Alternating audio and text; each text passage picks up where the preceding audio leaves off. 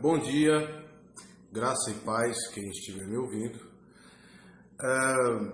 Eu estava ali ainda agora mexendo no meu celular, passando alguns folders, algumas fotos, algumas imagens, alguns vídeos, algumas charges também. E eu percebi que tem um pessoal que na madrugada eles aproveitam para gravar lives, vídeos ao vivo. Eu confesso para vocês que eu nunca gravei live, né, ao vivo, e eu até sou um pouco tímido, né? Mas o que me chamou muito a atenção nas gravações desses vídeos desse pessoal é que eles expressam bastante histeria, bastante saliente em seu sentido, em suas manifestações, né? Dizendo-se apóstolos de Jesus, né? Apóstolos de Deus, dizendo-se profetas, né? Mas me parece que esse pessoal não tem muito conhecimento quanto à regra de fé e prática cristã, principalmente porque eu percebo que na maioria desse pessoal são cristãos evangélicos, né? O que seria a Bíblia para esse pessoal? O que seria esse livro? Eu estou com uma Bíblia católica, tradução católica, e segundo eles, né, eles são cristãos que trazem, né, em sua vida, em seu testemunho, o testemunho de Jesus. Segundo eles, são seguidores de Jesus. Mas a questão é, existe o ofício apostólico e de profeta para os dias de hoje? Se existe o ofício de profeta e apostólico para os dias de hoje, o que seria a Bíblia para esse pessoal? Primeiro vamos observar o que a Bíblia diz sobre o ofício apostólico. Eu estou com a Bíblia católica, como eu disse. Em Atos dos Apóstolos, capítulo de número 1 e versículo de número 15, diz a seguinte: Num daqueles dias levantou-se Pedro no meio dos seus irmãos, na assembleia reunida que estava de umas 120 pessoas. Observa, tinha 120 pessoas reunidas no mesmo lugar. E Pedro disse: Irmãos, convinha que se cumprisse o que o Espírito Santo predisse na Escritura. Onde? Na Escritura. O Espírito Santo falou através de quê?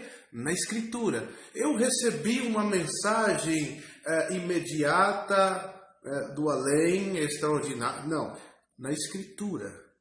Convinha que se cumprisse a profecia da Escritura pela boca de Davi, acerca de Judas, que foi o guia daqueles que prenderam Jesus.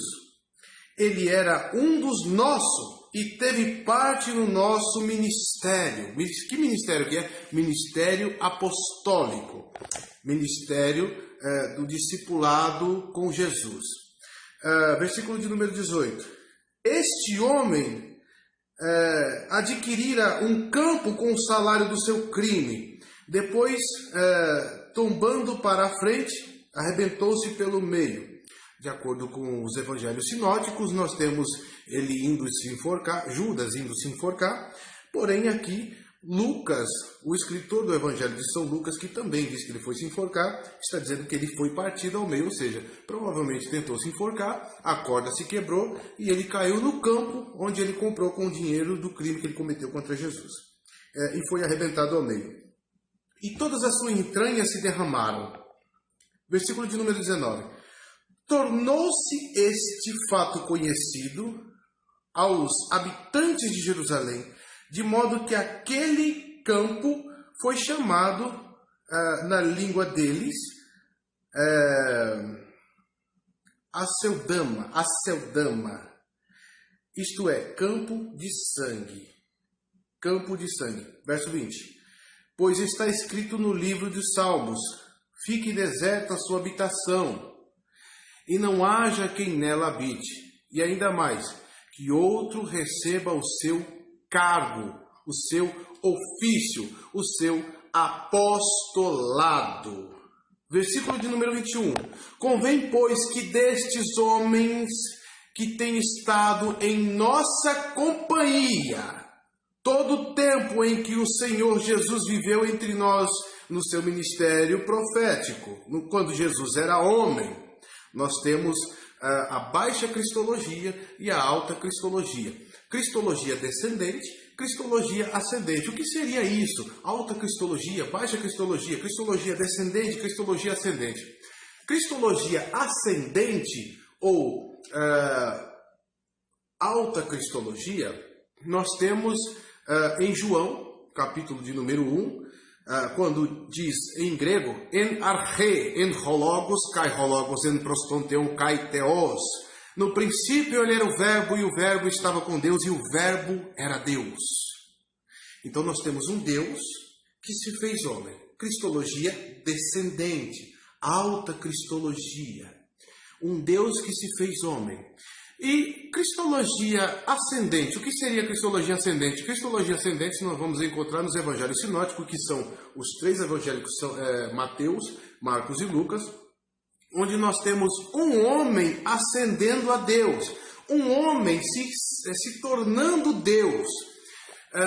Cristologia descendente é um Deus que se faz homem. João capítulo 1, versículo 1, Filipenses capítulo de número 2, mesmo sendo Deus, mesmo sendo a imagem de Deus, não tomou por usurpação se igualar a Deus, mas humilhou-se a si mesmo e se fazendo indigno, mais indigno entre os homens, digno de morte, morte de cruz. Então, cristologia descendente é um Deus que se fez homem, se humilhou-se a si mesmo, despiu-se de sua glória. O pão vivo que desceu do céu, a palavra viva cristalizada entre os homens. Agora, cristologia ascendente é um homem nascido de mulher que mais tarde tornou-se Deus. Isso nos explica sobre o diofismo. Jesus é homem, é totalmente homem, plenamente homem, ao passo que ele é plenamente Deus. Ou seja, nós temos aí entre o Cristo homem e o Cristo Deus, né, um link, né? A Bíblia não fala como esse link ocorre. Nós admitimos a chamada união hipostática, onde o Pai está no Filho, o Filho está no Pai, o Filho é totalmente homem, completamente homem, plenamente homem, e ao passo que ele também é plenamente Deus, porque ele partilha da natureza do Pai, da essência do Pai. Ele é ungido pelo Espírito Santo, não usa de suas prerrogativas divinas. Todos os milagres que faz é por meio das operações do Divino Espírito Santo. Ele não veio dar testemunho de si mesmo, mas veio falar do Pai, dar testemunho do Pai. Veio fazer milagres, sinais e prodígios através do Espírito Santo e daí por diante. Então aqui está escrito no versículo de número 22 o seguinte. A começar do batismo, ou seja, convém que seja um homem que andou entre nós, conheceu o Senhor Jesus, e que tenha começado a andar conosco desde o batismo de João até o dia em que do nosso meio o nosso Senhor se retirou, foi arrebatado, de nosso meio foi arrebatado, um deles se torne conosco testemunha de sua ressurreição, ou seja, era necessário, para substituir o apostolado de Judas, era necessário alguém que tenha sido testemunha ocular do ministério profético do Jesus homem, antes de sua morte e crucificação, tenha sido testemunha ocular dos milagres que Jesus fez, das operações de maravilhas que Jesus fez, tenha sido comissionado diretamente por Jesus, tenha andado com os discípulos, com os apóstolos. Todos esses requisitos é necessário para assumir o ofício apostólico. É chamado de ofício extraordinário. Ofício extraordinário de apóstolo. Versículo de número 23. E puseram dois, José, chamado Barsabas, que tinha por sobrenome Justo e Matias. E oraram nestes termos: ó Senhor, que conheces os corações de todos, mostra-nos qual destes dois escolheste, para tomar neste ministério o apostolado, o lugar de Judas, que se desviou para ir para o seu próprio lugar. Deitaram sorte e caiu por sorte em Matias, que foi incorporado aos 12 apóstolos, ou seja, de acordo com as Escrituras, para ser considerado um apóstolo de Jesus, para ser considerado de acordo com os quesitos, para assumir um ofício apostólico, é necessário que tenha conhecido Jesus pessoalmente, tenha sido comissionado diretamente por ele, tenha visto Jesus fazer seus sinais, prodígios e maravilha, tenha sido comissionado diretamente por ele, andado com os apóstolos, visto os testemunhos dos apóstolos, visto os testemunhos de Jesus, visto ele morto e depois ressuscitado ao terceiro dia. Como é que esse pessoal que fica na madrugada dizendo que é apóstolo de Jesus pode dizer que é apóstolo se eles nunca conheceram pessoalmente Jesus antes de sua morte e ascensão ao céu, sua ressurreição e ascensão ao céu?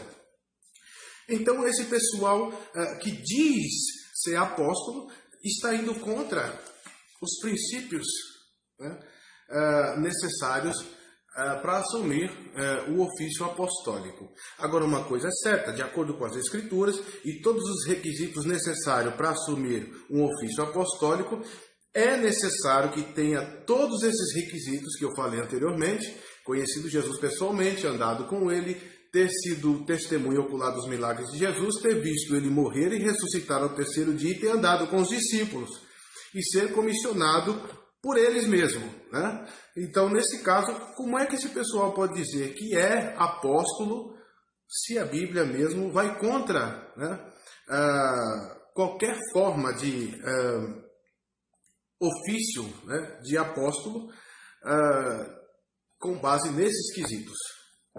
Obviamente, onde estavam todos reunidos, ali estava a mãe de Jesus. Você vai ver o versículo anterior, os versículos anteriores, eu li do 15 em diante, mas você pode ver o versículo 12 para cima, né? A partir aqui do versículo 12, mostra que estava ali Pedro, João, Tiago, André, Filipe, Tomé, Bartolomeu, Mateus, Alfeu, Simão, o Zelota, Judas, que é o irmão de Tiago, a Maria, mãe de Jesus, e muitas outras mulheres.